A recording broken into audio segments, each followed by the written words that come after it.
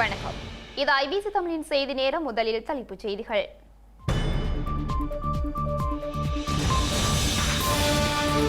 தமிழர் தரப்பு பொது வேட்பாளருக்கான செயற்பாட்டாளர்கள் இன்று கலந்தாய்வு. நாடு கடந்த தமிழீழ அரசும் பொது வேட்பாளர் நிலைப்பாட்டிற்கு ஆதரவு.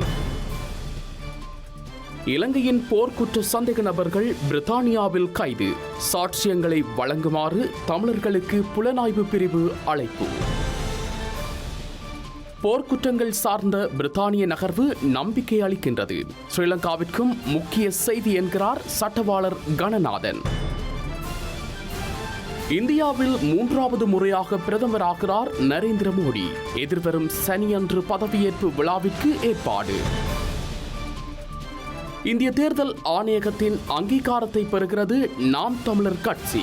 வாக்கு வீத அதிகரிப்பால் பழைய தேர்தல் சின்னத்தை பெறவும் வாய்ப்பு. நோர்மண்டி தரையிறக்க நிகழ்விற்காக பிரான்சில் தரையிறங்கிய பைடன்.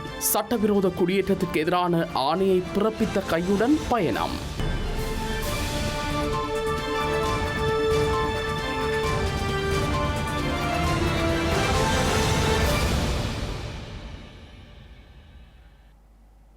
இனி தொடர்பான விரிவான செய்திகள். ஸ்ரீலங்காவின் ஜனாதிபதி தேர்தலில் தமிழ் பொது வேட்பாளரை நிறுத்துவது தொடர்பாக தமிழ் மக்கள் மத்தியில் கருத்துருவாக்கத்தை இலக்காக கொண்டு தமிழ் மக்கள் பொதுச்சபை என்ற கட்டமைப்பு உருவாக்கப்பட்டுள்ளது. பொது வேட்பாளர் விடயத்தில் அரசியல் கட்சிகள் தங்கள் முடிவுகளை உத்தியோகபூர்வமாக அறிவித்த பின்னர் பரஸ்பர புரிந்துணர்வு அடிப்படையில் கட்சிகள் குடிசார் சமூகங்கள் இணைந்த பொது கட்டமைப்பை உருவாக்கி செயற்படுவது எனவும் இன்று நடைபெற்ற குடிசார் சமூக பிரதிநிதிகளின் கூட்டத்தில் ஏகமனதாக தீர்மானிக்கப்பட்டுள்ளது. ஸ்ரீலங்காவின் ஜனாதிபதி தேர்தலில் பொது வேட்பாளரை நிறுத்துவது தொடர்பான கலந்துரையாடலில் இன்று குடிசார் சமூகத்தினரின் ஏற்பாட்டில் யாழ்ப்பாணத்தில் உள்ள தனியார் விடுதி ஒன்றில் காலை 11 மணியளவில் இடம்பெற்றது. இந்த கலந்துரையாடலில் பொத்துவில் தொடக்கம் பொலிகண்டி வரையான பேரியக்க இயக்கத்தின் ஒருங்கிணைப்பாளர் வேலன் சுவாமிகள், இணை ஒருங்கிணைப்பாளர் சீலன், அரசியல் ஆய்வாளர் சட்டத்தரணி சி.ஆ. ஜோதிலிங்கம், பேராசிரியர் கேரி கணேசலிங்கம், அரசியல் ஆய்வாளர் நிலாந்தன், பொருளியல் ஆய்வாளர் இராணியல் செல்வின், கிழக்கு பல்கலைக்கழக மாணவர் ஒன்றியம், யாழ்ப்பாண பல்கலைக்கழக மாணவர் ஒன்றியம், வடக்கு கிழக்கு வலிந்து காணாமல் ஆக்கப்பட்டோர் உறவுகள் அமைப்புகள், வடக்கு கிழக்கு குடிசார் அமைப்புகள், குரலாற்றோர் குரல் அமைப்பு, சமூக விஞ்ஞான ஆய்வு மையம், இரணைமடு கமக்கார அமைப்பு, கிழக்கு தமிழ் விவசாயிகள் அமைப்பு, யாழ்ப்பாண வணிகர் கழகம், தேசிய மீனவர் ஒத்துழைப்பு இயக்கம், மயிலத்தமடு மேச்சல் சிறை போராட்ட குழு, மூத்த ஊடகவியலாளர்கள் உட்பட பொது சமூக செயற்பாட்டாளர்கள், அருட்தந்தியர்கள் உள்ளிட்ட பலர் கலந்து கொண்டனர். இந்த கூட்டத்தின் பின்னர் ஊடகங்களுக்கு கருத்து வெளியிட்டு அரசியல் ஆய்வாளர் நிலாந்தன் குடிசார் சமூகத்தை பலப்படுத்தும் நோக்குடன் புதிதாக உருவாக்கப்பட்டுள்ள தமிழ் மக்கள் பொதுச்சபைக்கு 9 உறுப்பினர்களை கொண்டு வழிகாட்டல் குழுவும் 25 பேரை உள்ளடக்கிய தலைமை ஒருங்கிணைப்பு குழுவும் தெரிவு செய்யப்பட்டுள்ளதாக குறிப்பிட்டார். இக்கட்டமைப்பானது தொடர்ச்சியாக மக்கள் மத்தியில் கருத்துருவாக்க வேலைகளில் ஈடுபட்டு ஜனாதிபதி தேர்தலில் ஒரு பொது வேட்பாளரை நிறுத்துவதற்குரிய மக்கள் அபிப்பிராயத்தை கட்டியெழுப்பும். கட்சிகள் தமது முடிவை எடுத்துக்கொண்டு உத்தியோகபூர்வமாக அதை அறிவிக்கும் பொழுது கட்சிகளும் மக்கள் அமைப்பும் இணைந்த ஒரு பொதுக்கட்டமைப்பு உருவாக்கப்படும். அந்த பொதுக்கட்டமைப்பானது உபகட்டமைப்புகளை உருவாக்கும். அந்த உபகட்டமைப்புகள் யார் வேட்பாளர் என்பதை தீர்மானிப்பதற்கான ஒரு உபகட்டமைப்பு, தேர்தலில் பொது வேட்பாளர் முன்வைக்க போகும் கோரிக்கைகள் தொடர்பாக மேனிஃபெஸ்டோவை தீர்மானிப்பதற்கான ஒரு உபகட்டமைப்பு, நிதி நிலைமைகளை கையாள்வதற்கு ஒரு உபகட்டமைப்பு போன்ற பல்வேறு உபகட்டமைப்புகள் உருவாக்கப்படும். இந்த உபகட்டமைப்புகள் ஒரு தமிழ் பொது ஜனாதிபதி வேட்பாளரை முன்னிறுத்தும் வேலைகளை முன்னெடுக்கும். ஸ்ரீலங்கா ஜனாதிபதி தேர்தலில் தமிழர் தரப்பில் பொது வேட்பாளரை களமிறக்குவதை சர்வதேசம் விரும்பாது என்ற போதிலும் பொது வேட்பாளரை களமிறக்குவதற்கான தேவை காணப்படுவதாக நாடு கடந்த தமிழீழ அரசாங்கத்தின் பிரதமர் விஸ்வநாதன் உருத்திரகுமாரன் தெரிவித்துள்ளார். முள்ளிவாய்க்கால் இனப்படுகொலை நடைபெற்று இன்று 15 ஆண்டுகள் கடந்துவிட்ட போதிலும் இன்று வரை சிங்கள தரப்பில் உள்ள புத்திஜீவிகளோ தலைவர்களோ மாணவ தலைவர்களோ அந்த தவறை ஏற்றுக்கொள்ளவில்லை எனவும் மன்னிப்பு கேட்கவில்லை எனவும் வலையொலி நேர்காணல் ஒன்றில் அவர் சுட்டிக்காட்டியுள்ளார். இன்றைக்கு இந்த பொது வேட்பாளர் இன்றைக்கு இங்க 2 விஷயம் இருக்கு. ஒன்று, நாங்கள் தமிழ் பொது வேட்பாளரை நாங்கள் நிறுத்துவது. 2வது, நாங்கள் 2வது தெரிவு தொடர்பாக ஏதாவது செய்வதா, 2வது தெரிவு தொடர்பாக எங்களுடைய நிலப்பாடு. இன்றைக்கு நாங்கள் பொது வேட்பாளர்களை போடுவதன் மூலம் இன்றைக்கு திரு நிலாந்தன் போன்ற ஊடகவியலாளர்கள் கூறியபடி நாங்கள் ஒரு அரசியல் திரட்சியை, அதாவது சுயநிர்ணயத்துக்கான எங்களுடைய திரட்சியை நாங்கள் அன்றைக்கு அங்க கொண்டு வரலாம். எனவே அப்ப தனிய பொது வேட்பாளர் என்று நாங்கள் கொண்டு வரும் பொழுது எங்களுடைய கோரிக்கை, இந்த மணிவன் சில கருத்துக்களை கூறினார், அவ்வாறான கோரிக்கைகள் அங்கு நாங்கள் முன்னுக்கு கொண்டு போகிறோம். இந்த நேரத்தில் இந்த பொது வேட்பாளர் போடுவதால சிங்கள டிவியில பேசலாம் என்று தயவு செய்து இந்த பொது வேட்பாளரை சிரமப்படுத்த வேண்டாம் என நாங்கள் அரசியல் தலைவர்களை கேட்டுக்கொள்வோம். நீங்க சிங்கள தீவுலவே கதை சிங்களுக்கு ஒன்றும் தெரியாது. எனவே அந்த மாதிரி இல்லாம இதை நாங்கள் அடுத்த கட்டத்துக்கு மேலும் சொன்ன மாதிரி எங்களுடைய ரெஃபரண்டத்துக்கு இது உதவும். அப்ப நாங்கள் தனிய பொது வேட்பாளர் மட்டும் நாங்கள் போட்டுட்டு 2வது தெரிவை நாங்கள் பகிஷ்கரிப்போம். 2வது தெரிவை நாங்கள் எந்த ஒரு தலைவருக்கும் போடாவிட்டால் நாங்கள் தனிய பொது வேட்பாளரை நிறுத்தி 2வது தெரிவை பகிஷ்கரிப்பதன் மூலம் இன்றைக்கு இருக்கிற 2 கருத்துக்களை நாங்கள் கொண்டு இன்றைக்கு தேசிய மக்கள் முன்னணி சொல்கின்ற பகிஷ்கரிப்பும் அங்க வருது. ஏன்னா நாங்கள் ஒரு சிங்கள தலைவருக்கும் நாங்கள் ஓட் போட போறோம். 2வது தெரிவை நாங்கள் எடுக்க போறதில்லை. அடுத்தது நாங்கள் பொது வேட்பாளர். அப்ப 2 தெரிவை 2 இன்றைக்கு 3 தெரிவுகள் தமிழ் மக்களுக்கு, அது 2 தெரிவை நாங்கள் உண்டாக்க, அதாவது தனிய பொது வேட்பாளர் நிறுத்தி அடுத்து நாங்கள் செகண்ட் சாய்ஸுக்கு நாங்கள் போடாமல் தமிழ் மக்கள் அதுக்கு வாக்களிக்காமல் கூட வேண்டும். அவ்வாறான தெரிவு தான் இன்னும் பொங்கலை பொறுத்த மட்டும் எங்களுக்கு பயனளிக்கும். ஆனால் இன்றைக்கு இதுல எங்களுக்கு சேர்த்த போதுமான வாக்கள் வராமல் இருக்கக்கூடும். ஆனால் நாங்கள் we have to start at some point. ஏதாவது இடத்துல நாங்கள் தொடங்குவோம். இன்றைக்கு நாங்கள் பொது வேட்பாளர் என்று போட்டு அது சேர்த்துல எங்களுக்கு தோல்வியிட முடியும். நம்முடைய மக்கள் போடாமல் விடலாம். ஆனா நாங்கள் எங்கேயாவது இடத்துல நாங்கள் ஸ்டார்ட் பண்ணாதான் அடுத்த கட்டத்துக்கு நாங்கள் கொண்டு போகலாம். ஒரு ரெஃபரண்டத்தை கொண்டு போறதுக்கு என்ன ஆனா இன்றைக்கு சொல்லக்கூடும், இன்றைக்கு சர்வதேச சக்திகள் இதை விரும்பாது. சர்வதேச சக்திகள் அவர்கள் தங்களுடைய நிலங்களுக்கு பொருத்தமானதான் அவர்கள் விரும்புவார்கள். இன்றைக்கு சர்வதேச சக்திகளுடன் உறவாடுகின்ற அரசியல் தலைவர்கள் கூறுவார்கள் international community won't like it. ஆனா நாங்கள் சர்வதேச சமுதாயத்தின் விருப்புக்கு நாங்கள் தலையாற்ற பொம்மைகளாக நாங்கள் இருக்கக்கூடாது. அரசியல் தலைவர் நாங்கள் சொல்றதை சர்வதேச சமுதாயம் கேட்கவும். சர்வதேச இன்றைக்கு கடந்த 15 பேர் எடுத்து பார்த்தோம் என்றால் we are on the menu but we don't have a seat at the table. எங்களை வச்சுக்கொண்டு சர்வதேசம் தன்னுடைய நலன்களை கொண்டு வரும். இலங்கையில் இடம்பெற்ற போர்க்குற்ற விசாரணைகளை மையப்படுத்தி 2வது சந்தேக நபர் ஒருவர் கைது செய்யப்பட்டதாக பிரித்தானியாவின் புலனாய்வு பிரிவு அறிவித்துள்ளது. அத்துடன் இந்த கைதுகளை அடுத்து தமது விசாரணைக்கு உதவக்கூடிய தகவல்களை கொண்ட தமிழ் மக்கள் உடனடியாக தம்மை தொடர்பு கொள்ளுமாறும் அந்த பிரிவு கோரிக்கை விடுத்துள்ளது. ஆங்கிலம், தமிழ், சிங்களம் ஆகிய மொழிகளில் இந்த கோரிக்கைகள் விடுக்கப்பட்டுள்ளதுடன் பிரித்தானிய புலனாய்வு துறைக்கு இந்த தகவல்கள் வழங்குவதற்குரிய வழிவகைகளும் அறிவிக்கப்பட்டுள்ளன. தமக்கு வழங்கப்படும் தகவல்கள் மிகவும் ரகசியமாக பாதுகாக்கப்படும் என்ற உறுதிமொழியும் வழங்கப்பட்டுள்ளது. இலங்கையில் உள்நாட்டுப் போர் இடம்பெற்ற 2000 ஆண்டுகளின் முற்பகுதியில் மேற்கொள்ளப்பட்ட போர்க்குற்றங்கள் குறித்த குற்றச்சாட்டுகளை விசாரிக்கும் பிரித்தானிய புலனாய்வு பிரிவு விடுத்த புதிய அறிக்கையில் ஊடகர் நிமலராஜன் படுகொலையுடன் தொடர்புடைய 2வது சந்தேக நபர் ஒருவர் இங்கிலாந்து பிராந்தியத்தில் கைது செய்யப்பட்ட விடயம் பகிரங்கப்படுத்தப்பட்டுள்ளது. 2000ஆம் ஆண்டில் யாழ்ப்பாணத்தில் ஊடகவியலாளர் மயில்வாகனம் நிமலராஜன் படுகொலை செய்யப்பட்ட சம்பவம் மற்றும் 2001ஆம் ஆண்டில் யாழ் மாவட்ட தமிழ் தேசிய கூட்டமைப்பு வேட்பாளர்களும் ஆதரவாளர்களும் தேவு பகுதிக்கு பிரச்சாரத்திற்காக சென்றிருந்த போது ஈழமக்கள் ஜனநாயக கட்சியின் ஆயுததாரிகள் நடத்திய தாக்குதல்கள் தொடர்பாகவே இந்த கைதுகள் இடம்பெற்றுள்ளதாக அறிவிக்கப்பட்டுள்ளது. சர்வதேச குற்றவியல் நீதிமன்ற சட்டம் 2001 பிரிவு 51 கீழ் குற்றம் புரிந்ததாக சந்தேகத்தின் பேரில் கடந்த வருடம் நவம்பர் மாதத்தில் தெற்கு லண்டனில் உள்ள முகவரியில் 60 வயதுடைய ஒருவர் கைது செய்யப்பட்டு பிணையில் விடுவிக்கப்பட்டுள்ளதாக குறிப்பிட்டுள்ள புலனாய்வு துறை அதே சந்தேகத்தின் பேரில் 48 வயதான ஒருவரும் கைது செய்யப்பட்டு பிணையில் விடுவிக்கப்பட்டுள்ளதாகவும் குறிப்பிட்டுள்ளது. இந்த விடயங்கள் மற்றும் கைதுகள் குறித்து பிரித்தானியாவில் வாழும் இலங்கையருக்கு ஒரு அறிக்கையை வெளியிட்ட புலனாய்வு காவல்துறையின் அதிகாரியான கமாண்டர் டொமினிக் மர்ஃபி தமது பிரிவு நடத்தி வரும் விசாரணையின் ஒரு பகுதியாக இப்போது சந்தேக நபர்களை கைது செய்யப்பட்டிருந்தாலும் இந்த வழக்கை தொடர்ந்து நடத்தவும் சந்தேக நபர்கள் மீதான குற்றச்சாட்டுகளை உறுதி செய்யவும் சாட்சியங்கள் தேவை என்பதால் இந்த சம்பவங்கள் குறித்து இதுவரை தகவல்களை வழங்காதவர் உடனடியாக காவல்துறையை தொடர்பு கொள்ளுமாறு கோரியுள்ளார். தமது தரப்பிடம் தகவல்களை வழங்குபவர்கள் மற்றும் அவர்கள் வழங்கும் தகவல்கள் ரகசியமாக வைக்கப்படும் எனவும் அறிவிக்கப்பட்டுள்ளது. 2000 ஆண்டுகளின் முற்பகுதியில் இலங்கையில் வாழ்ந்தவர்கள் அல்லது அந்த நேரத்தில் இலங்கையில் வசித்த உறவினர்களை அல்லது நண்பர்களை கொண்டிருந்தவர்கள் எவரும் இந்த தகவல்களை வழங்கலாம் எனவும் அறிவிக்கப்பட்டுள்ளது. தகவலை வழங்க விரும்புவோர் போர்க்குற்றங்கள் தொடர்பாக குழுவுக்கு நேரடியாக மின்னஞ்சல் அனுப்பலாம் என குறிப்பிட்டுள்ள காவல்துறை அதற்குரிய முகவரியை வழங்கியுள்ளது. இந்த நிலையில் பிரித்தானிய புலனாய்வு துறையின் இந்த நகர்வு குறித்து லண்டனை தளமாக கொண்ட சட்டத்தரணி அருண் கணநாதன் அவர்களிடம் எமது செய்தியாளர் வினவிய போது அவர் மேலதிக விளக்கத்தை வழங்கியிருந்தார். பிரித்தானிய போலீசாரால் ஆரம்பித்திருக்கின்ற இந்த விசாரணை தமிழ் மக்களுடைய போர்க்குற்றங்கள், மனிதநேயத்துக்கு எதிரான குற்றங்கள், மனித உரிமை மீறல்கள் தொடர்பான நீதி தேடல் விடயத்தில் ஒரு முக்கியமான மைல்கல்லாக நாங்கள் பார்க்கலாம். இலங்கைக்குள் நீதி கிடைக்காது என்ற ஒரு இயக்கத்தில் இருந்த பாதிக்கப்பட்ட மக்களுக்கு பிரித்தானியாவில் இந்த போலீஸ் விசாரணை ஆரம்பிப்பது ஒரு ஆறுதலை கொடுக்கும் என்று பார்க்கின்றேன். இந்த குறிப்பிட்ட விசாரணை 2017 ஆரம்பித்திருந்தது. அந்த விசாரணையில் முதலாவதாக ஊடகவியலாளர் நிர்மலராஜன் அவர்களுடைய கொலை தொடர்பாகத்தான் ஆரம்பித்திருந்தது.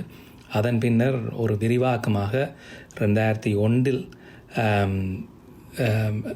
டிஎன்ஏ உறுப்பினர்களுக்கும் அரசியல்வாதிகளுக்கும் ஆதரவாளர்களுக்கும் எதிராக நடந்த குற்றத்தையும் உள்ளடக்கி இந்த விசாரணை அடுத்த கட்டத்தை எட்டியிருக்கின்றது.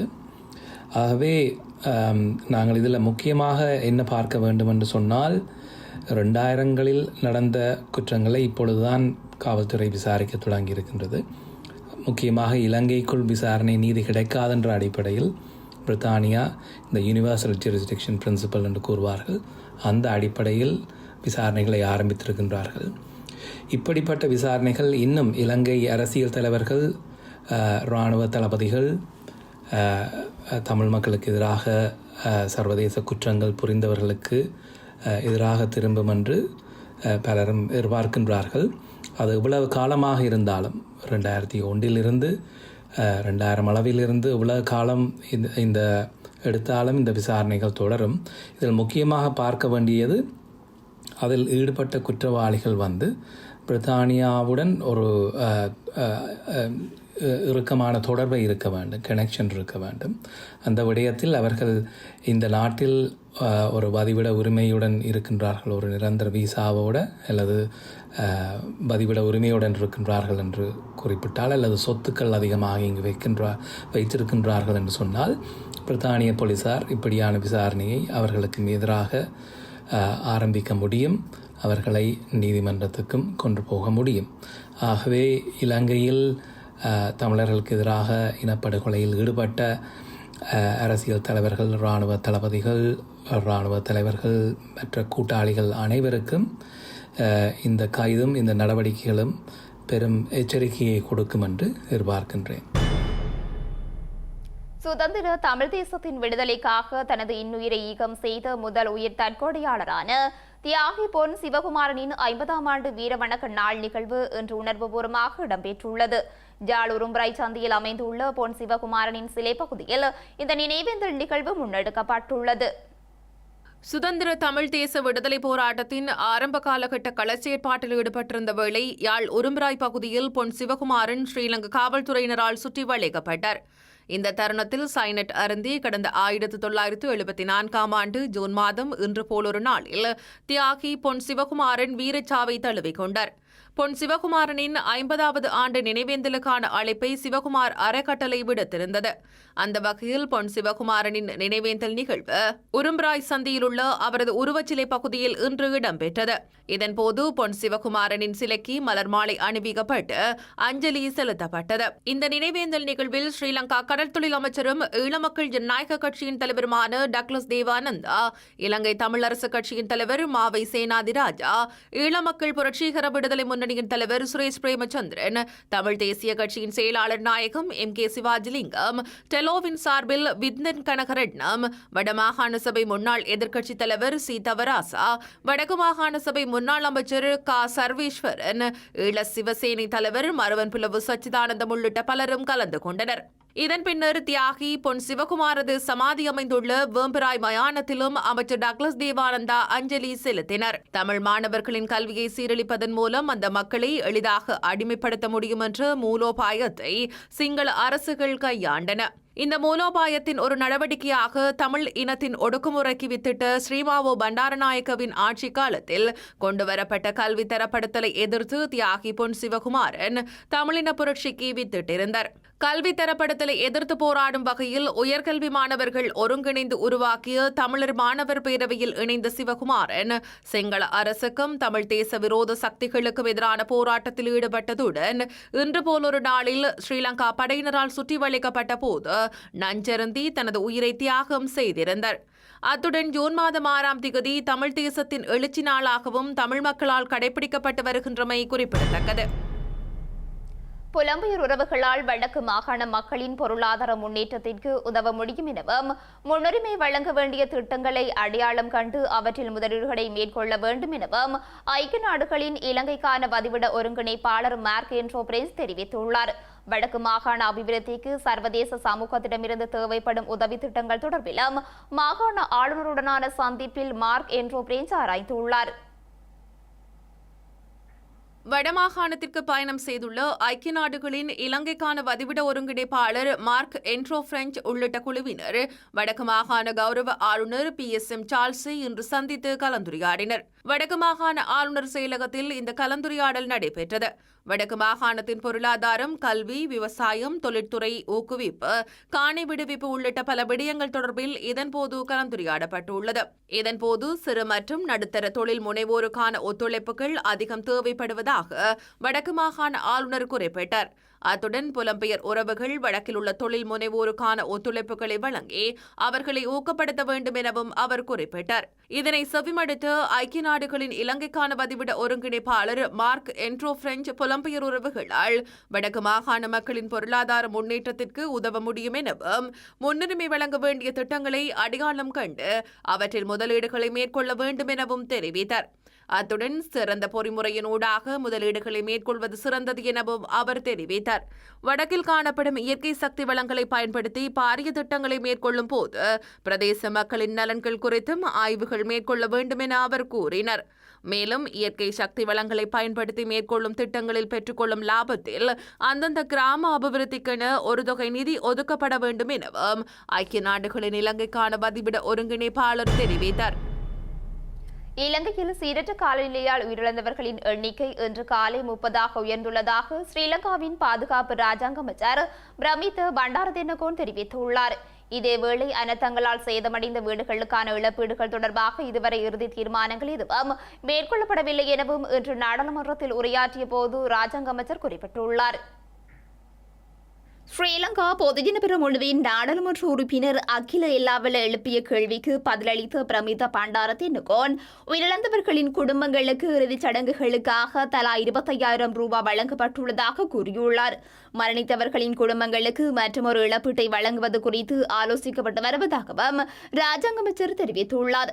பாதுகாப்பான தங்குமிடங்கள் 3,261 குடும்பங்களைச் சேர்ந்த 13,028 பேர் தங்க வைக்கப்பட்டு அவர்களுக்கு தேவையான உணவு உள்ளிட்ட ஏனைய வசதிகள் செய்து கொடுக்கப்பட்டுள்ளதாகவும் அவர் குறிப்பிட்டுள்ளார். கடும் மழையுடன் கூடிய வானிலையால் ஏற்பட்ட அனர்த்தங்களால் 71 வீடுகள் முழுமையாகவும் 93,770 வீடுகள் பகுதியளவிலும் சேதமடைந்துள்ளதாகவும் அவர் குறிப்பிட்டுள்ளார். சிறிய மற்றும் நடுத்தர கைத்தொழில் வியாபார நிலையங்கள் 825 வெள்ளத்தால் பாதிக்கப்பட்டுள்ளதாக பிரமித பண்டாரதென்னகோன் கூறியுள்ளார். வீடுகளுக்கு ஏற்பட்ட சேதங்களை மதிப்பிடுவதற்கு நடவடிக்கை எடுக்கப்பட்டுள்ளதாகவும் மதிப்பீடு பணியை முடித்த பின்னர் பாதிக்கப்பட்டவர்களுக்கு இழப்பீடு வழங்கப்படும் எனவும் பாதுகாப்பு ராஜாங்க அமைச்சர் கூறியுள்ளார். இலங்கைக்கான புதிதாக நியமிக்கப்பட்ட 5 உயர்ஸ்தானிகர்கள் மற்றும் 9 தூதுவர்கள் இன்று முற்பகல் கொழும்பு கோட்டை ஜனாதிபதி மாளிகையில் ஜனாதிபதி ரணில் விக்ரமசிங்கவிடம் தமது நற்சான்று பத்திரங்களை கையளித்தனர். எஸ்தோனியா, துருக்கி, அயர்லாந்து, Guatemala, Algeria, Laos, Colombia, Hellenic குடியரசு மற்றும் பல்கேரியா ஆகிய நாடுகளுக்கு புதிய தூதுவர்கள் நியமிக்கப்பட்டுள்ளனர். அதேபோன்று நியூசிலாந்து, சைப்ரஸ், மாலைத்தீவுகள், சியாரா லியோன்கு மற்றும் மொரீசியஸ் ஆகிய நாடுகளின் உயர்ஸ்தானிகர்கள் தமது நற்சான்று பத்திரங்களை ஜனாதிபதியிடம் வழங்கியுள்ளனர். இந்த புதிய உயர்ஸ்தானிகர்கள் மற்றும் தூதுவர்களை வரவேற்பதற்காக கோட்டை ஜனாதிபதி மாளிகையில் சிறிய விழா ஒன்றும் ஏற்பாடு செய்யப்பட்டிருந்தமை குறிப்பிடத்தக்கது. ஸ்ரீலங்கா பொதுஜன பெரமுனவின் நாடாளுமன்ற உறுப்பினர் தாக்கியதாக குற்றம் சுமத்தப்பட்டுள்ள சக நாடாளுமன்ற உறுப்பினர் மஹிந்தானந்தே அலுத்கமகே கைது செய்யப்படவுள்ளதாக தெரிவிக்கப்படுகின்றது. பாதிக்கப்பட்ட உறுப்பினரின் குடும்பத்தினர் செய்த முறைப்பாட்டிற்கு அமைய அவரை கைது செய்வதற்கான நடவடிக்கைகளை ஸ்ரீலங்கா காவல்துறையினர் மேற்கொண்டுள்ளனர். நாடாளுமன்ற உறுப்பினர் மஹிந்தானந்த அழுத்கமகேயினால் தாக்கப்பட்டதாக கூறப்படும் நாடாளுமன்ற உறுப்பினர் குணதிலக ராஜபக்ஷ தற்போது ராணுவ வைத்தியசாலையின் தீவிர சிகிச்சை பிரிவில் அனுமதிக்கப்பட்டுள்ளார். அவரது காலில் எலும்பு முறிவு ஏற்பட்டுள்ளதால் அதற்கான அறுவை சிகிச்சையும் செய்யப்பட்டுள்ளது. இது தொடர்பாக குணதிலக ராஜபக்ஷவின் மகன் கோட்டை காவல்துறை நிலையத்தில் முறைப்பாடு செய்துள்ளார். இந்த நிலையில் மஹிந்தானந்த அழுத்கமகேயை கைது செய்வதற்கான நடவடிக்கைகளை காவல்துறையினர் மேற்கொண்டுள்ளனர். முல்லைத்தீவு மணலாறு பகுதியில் சிறுவர் ஒருவர் மீது தாக்குதல் நடத்திய சம்பவத்துடன் தொடர்புடைய 5 சந்தேக நபர்கள் கைது செய்யப்பட்ட நிலையில் விளக்கமறியலில் வைக்கப்பட்டுள்ளனர். இதன்படி கைது செய்யப்பட்ட குறித்த 5 சந்தேக நபர்களும் எதிர்வரும் ஜூன் மாதம் 19ஆம் தேதி வரை விளக்கமறியலில் வைக்கப்பட்டுள்ளனர். இலங்கையில் நபர் ஒருவர் சிறுவன் ஒருவனை கடுமையாக தாக்கும் காணொலியொன்று நேற்றைய தினம் சமூக வலைதளங்களில் அதிகளவில் பகிரப்பட்டு வந்தது. சிறுவனுக்கு உணவை ஊட்டும் அதே நேரம் கடுமையாகவும் தாக்கியுள்ளார். இந்த நிலையில் சிறுவன் ஒருவன் மீது தாக்குதல் நடாத்தப்பட்ட சம்பவம் முல்லைத்தீவு மணலாறு பகுதியில் பதிவாகியுள்ளமை ஆரம்பகட்ட விசாரணைகளூடாக உறுதிப்படுத்தப்பட்டிருந்தது. அத்துடன் சம்பவத்துடன் தொடர்புடையதாக கூறப்படும் குடும்ப உறுப்பினர்கள் பிரதேசத்தை விட்டு தப்பிச் சென்றிருந்த நிலையில் காவல்துறையினர் தேடுதல் நடவடிக்கைகளை முன்னெடுத்திருந்தனர். இவ்வாறான நிலையில் இன்று அதிகாலை புல்மோட்டை அரசிமலை பகுதியில் குறித்த நபரும் மேலும் தாக்குதல் சம்பவத்திற்கு உதவிய குற்றச்சாட்டில் 2 பெண்களும் கைது செய்யப்பட்டதாக காவல்துறையினர் குறிப்பிட்டுள்ளனர். 45 வயதுடைய ஆணொருவரும் 37 மற்றும் 46 வயதுடைய 2 பெண்களும் கைது செய்யப்பட்டுள்ளனர். தாக்குதலுக்கு உள்ளான சிறுவன் காவல்துறையினரின் காவலில் வைக்கப்பட்டதாகவும் மேலதிக விசாரணைகள் முன்னெடுக்கப்பட்டு வருவதாகவும் தெரிவிக்கப்பட்டுள்ளது. மேலும் சில உள்ளூர் செய்திகள் தொடர்கின்றன.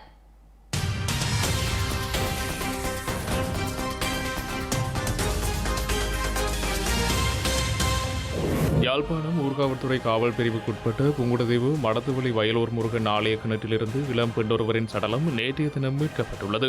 உயிரிழந்தவர் புங்குடுதீவு மடத்துவெளி 8ஆம் வட்டாரத்தைச் சேர்ந்த 27 வயதுடைய சிவகு ஆனந்தன் சிந்துயா என்பவர் என அடையாளம் காணப்பட்டுள்ளது.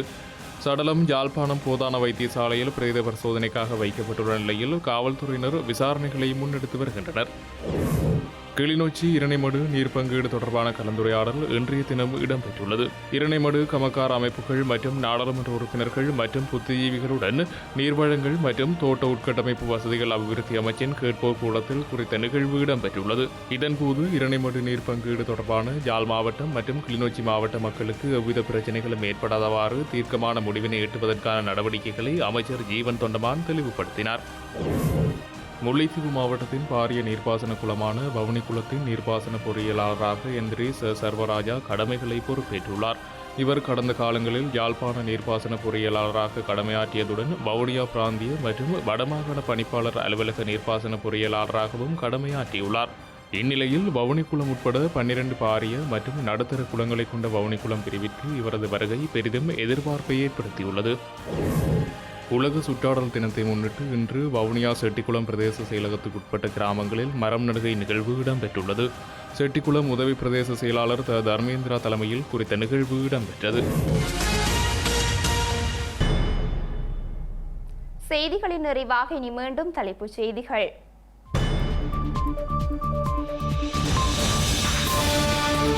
தமிழர் தரப்பு பொது வேட்பாளருக்கான செயற்பாட்டாளர்கள் இன்று கலந்தாய்வு. நாடு கடந்த தமிழீழ அரசும் பொது வேட்பாளர் நிலைப்பாட்டிற்கு ஆதரவு. இலங்கையின் போர்க்குற்ற சந்தேக நபர்கள் பிரித்தானியாவில் கைது. சாட்சியங்களை வழங்குமாறு தமிழர்களுக்கு புலனாய்வு பிரிவு அழைப்பு. போர்க்குற்றங்கள் சார்ந்த பிரித்தானிய நகர்வு நம்பிக்கை அளிக்கின்றது. ஸ்ரீலங்காவிற்கும் முக்கிய செய்தி என்கிறார் சட்டவாளர் கணநாதன். இந்தியாவில் 3வது முறையாக பிரதமராகிறார் நரேந்திர மோடி. எதிர்வரும் சனியன்று பதவியேற்பு விழாவிற்கு ஏற்பாடு. இந்திய தேர்தல் ஆணையகத்தின் அங்கீகாரத்தை பெறுகிறது நாம் தமிழர் கட்சி. வாக்கு வீத அதிகரிப்பால் பழைய தேர்தல் சின்னத்தை பெறவும் வாய்ப்பு. நோர்மண்டி தரையிறக்க நிகழ்விற்காக பிரான்சில் தரையிறங்கிய பைடன். சட்டவிரோத குடியேற்றத்துக்கு எதிரான ஆணையை பிறப்பித்த கையுடன் பயணம்.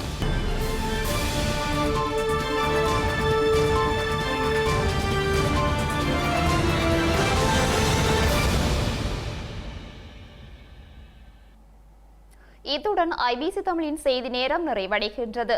உடனுக்குடன் செய்திகளை அறிந்து கொள்ள ibctamil.com என்ற இணையதளத்தினை பார்வையிடுங்கள். வணக்கம்.